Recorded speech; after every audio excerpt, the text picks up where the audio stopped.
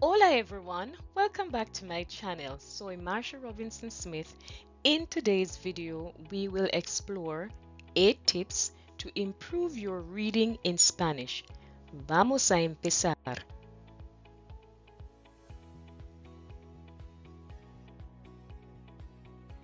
So here is what you will actually do. You will use some general pronunciation rules to practice your Spanish, do some pronunciation exercises, and read some text.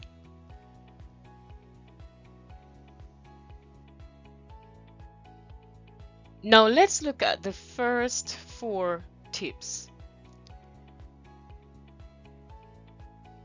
Tip number 1. Start with simple texts. Begin with texts that are at your current Spanish level or slightly below.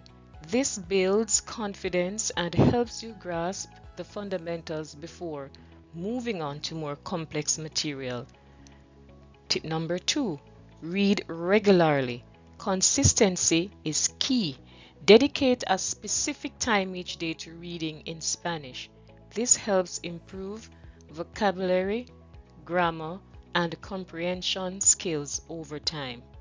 3. Use various text types.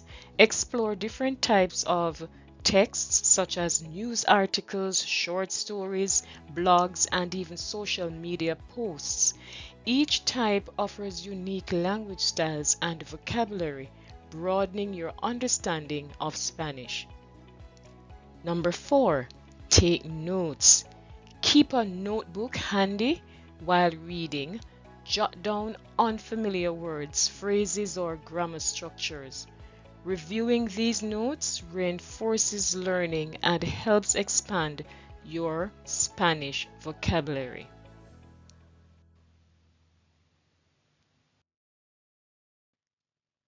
Tip number 5. Practice pronunciation. Read aloud to practice pronunciation and fluency. Mimic native speakers' intonation and rhythm. You can also use online resources or language apps to compare your pronunciation with native speakers. Number 6. Contextual understanding. Pay attention to context clues while reading. Understand how sentences are structured and how words interact within a sentence. This enhances comprehension and helps you grasp the overall meaning of a text. Engage with the text. Ask questions as you read. What is the main idea? Who are the characters? What is the author's purpose? Engaging with the text in this way improves critical thinking skills and deepens understanding. And the last one, seek feedback. Share your reading practice with a language partner, tutor, or teacher.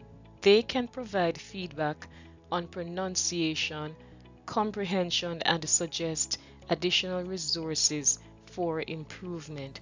So, for exam purposes, as it relates to CSEC Spanish, you are marked for pronunciation, fluency, accentuation, and stress and comprehension. And this is shown through correct phrasing and intonation. So, yes, comprehension helps with intonation and phrasing as it helps you to articulate the tone of the text well. So, now let us review 4 general pronunciation rules and then do some pronunciation exercises. Vamos a continuar.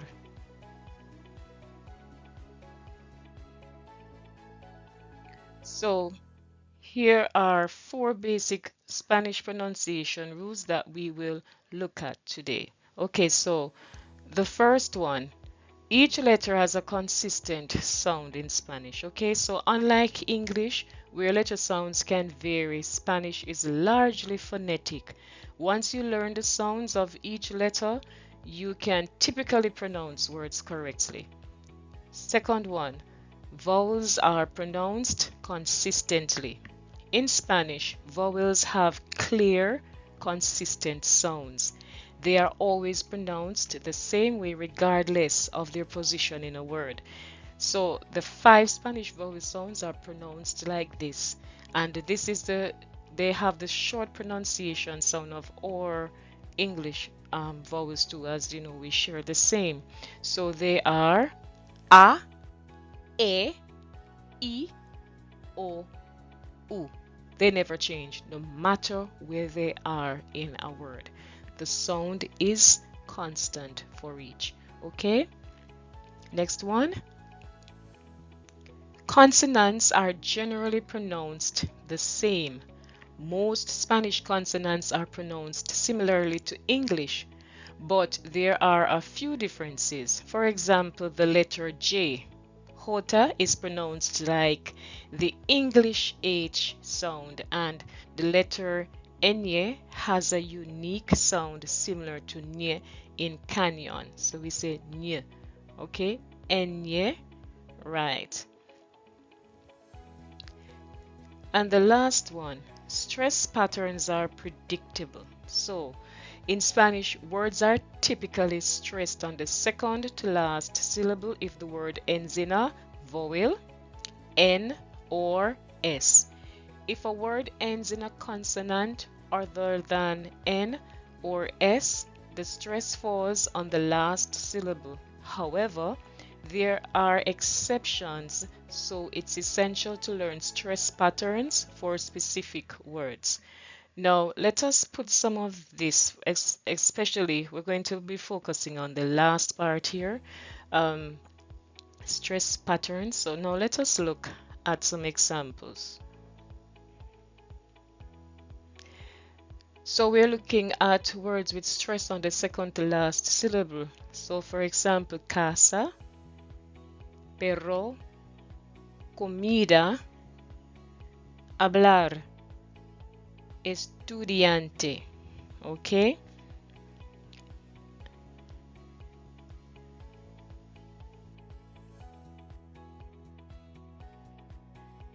Now let's do some tongue twisters. And remember, the tongue twisters help you with your pronunciation, okay? And they also help with your vocal cords, all of those organs that we need to use when we're articulating sounds. All right, so we're going to look at the first one. And this is a very common one, I'm sure. So we are practicing our R's in this. Now let's go. Go with me, or you can listen and then repeat, whatever you decide. Okay, so I'm going to go first and then, let you repeat. All right, let's do it that way. Here it goes. R con R, cigarro. R con R, carril. Rápido ruedan los carros cargados de azúcar al ferrocarril. Alright, so this is teaching you when to roll your R's, when not to. Okay, so the single R, you don't roll it, it's soft. Double R, you roll. And when the R begins a word, especially before a vowel, like a strong vowel sound there. The A, we say rápido, yes, you have a little roll, so you have to know where. Okay, at the end of the word, we don't normally put an emphasis on the R, okay? Azúcar, okay. Let's look at another one.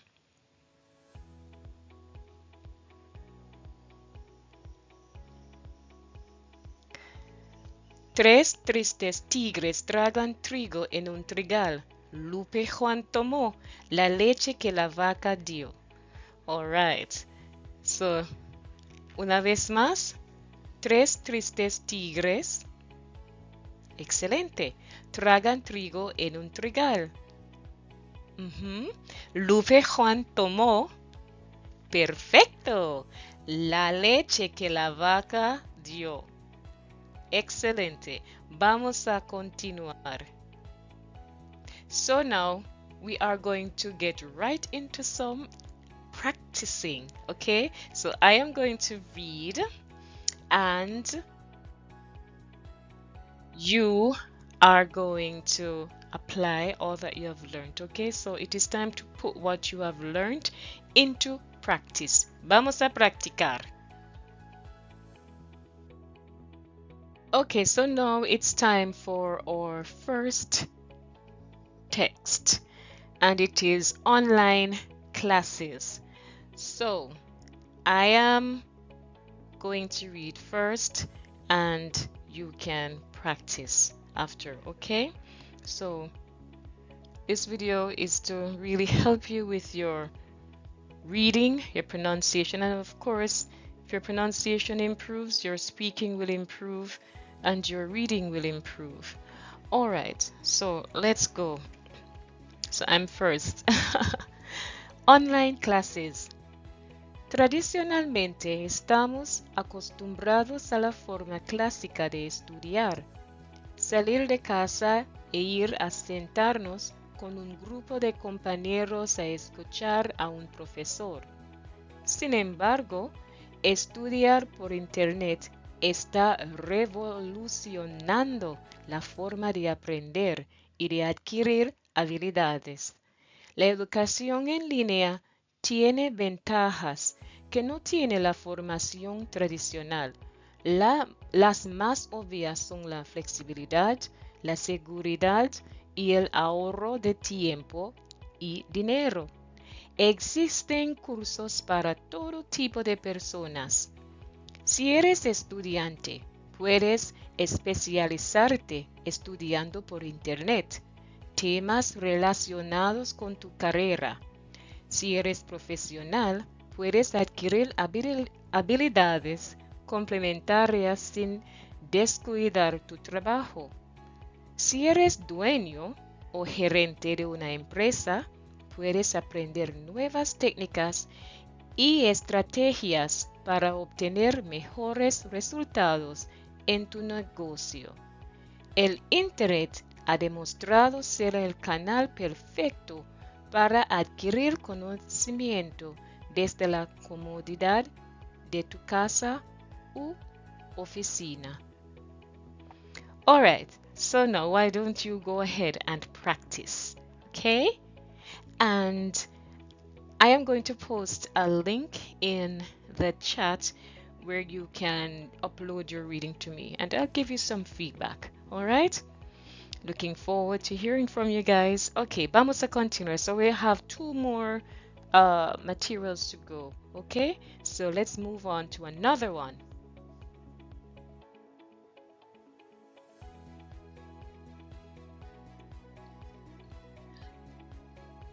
Okay, so now let's go to our second reading, and it is preserving our home. Environmental challenges. So yes, we're going to do a reading on the environment, el medio ambiente. Okay, vamos a empezar. So it's my turn, a mí me toca. Remember, you are going to read and you're going to use that link to upload your reading to Padlet. Okay, so let me hear you and give you some feedback. Okay, and any questions you have, you may also use that same link to voice your questions or your opinions to me. Also, please, you can make some suggestions, share your suggestions in the chat on the types of videos you may want me to do next time. All right, so it's my turn now. Voy a leer. Okay. Preserving our home, environmental challenges. El medio ambiente es el conjunto de condiciones físicas, químicas y biológicas que rodean a los seres vivos. Es fundamental para la vida en la Tierra, proporcionando recursos naturales como aire limpio, agua potable y suelo fértil. Sin embargo, el medio ambiente enfrenta numerosos desafíos debido a la actividad humana, como la contaminación del aire y del agua, la deforestación y el cambio climático. Estos problemas amenazan la biodiversidad, la salud humana y la estabilidad del planeta.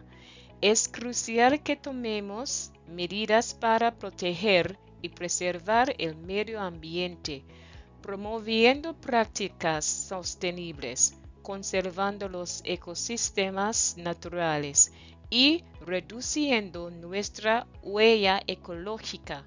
Juntos podemos trabajar hacia un futuro más saludable y equilibrado para todos. All right, so that's my reading. Go ahead, do yours. Tell me what you think. Remember to upload to Padlet, okay? Using the link that I will be posting in the chat. Muy bien. Muy bien. No. Oh, muy bien. What's wrong with me? Muy bien. All right. Muy bien.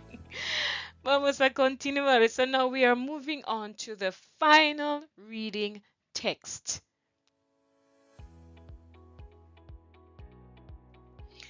So now our final text, and it's my time. Okay, a mí me toca, as you know. So let's begin. Empezar. Pros y contras de la inteligencia artificial generativa. Pros and cons of generative artificial intelligence. That's so trending these days, and that's why I chose this text. Okay, so yes, and this text, of course, I used artificial intelligence to create this text. Yes. All right, so let's get into it. So let's see what AI has to tell me about AI. Good. So we're looking at the pros and cons now.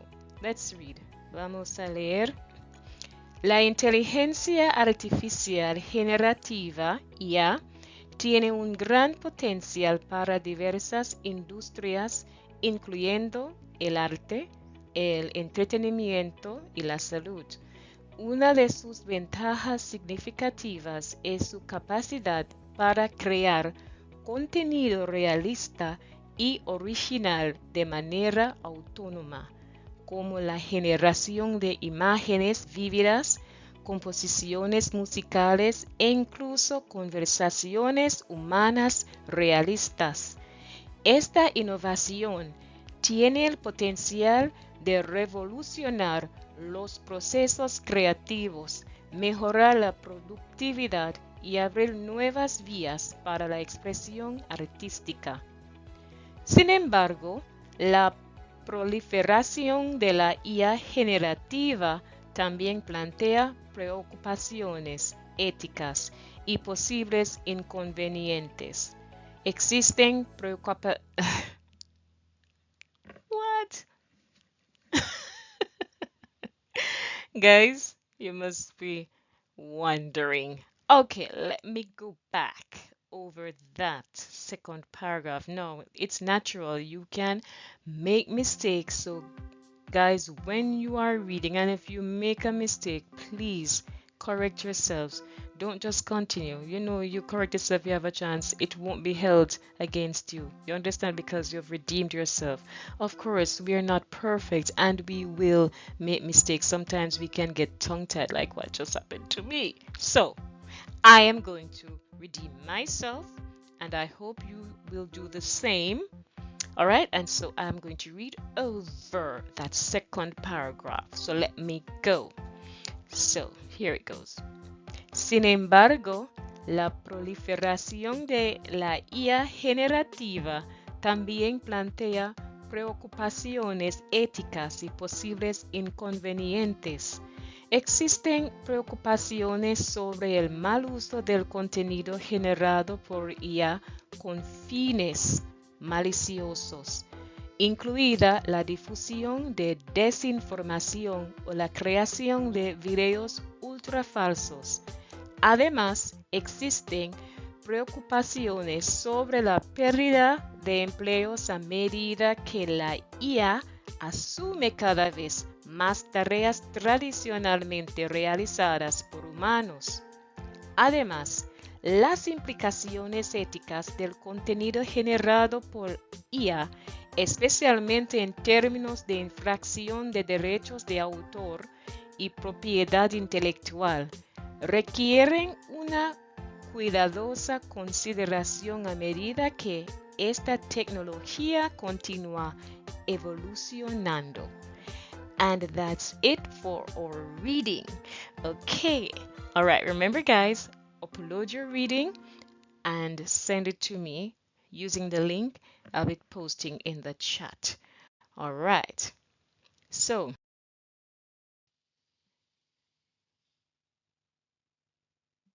gracias por su tiempo conmigo hoy. Fue un placer. And remember to like, share, and subscribe. Okay? Until then, hasta la próxima. Adiós.